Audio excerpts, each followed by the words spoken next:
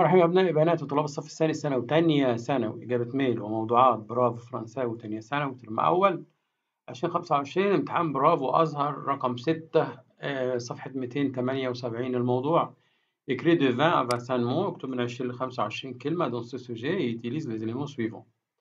بس الأزهر مختلف شوية.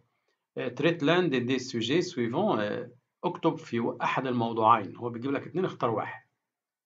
décris ton quartier، اوصف حيك، هنا habiter يسكن ومودرن حديث، يبقى جابته كارتيه السلام.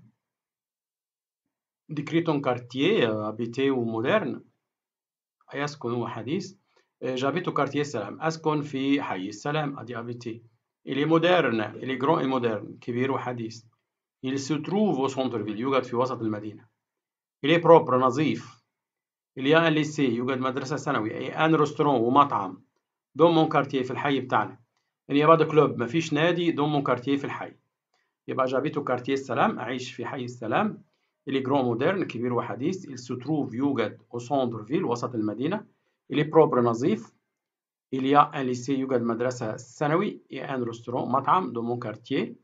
il y a pas de club مفيش نادي dans mon quartier في الحي بتاعنا. شكرا.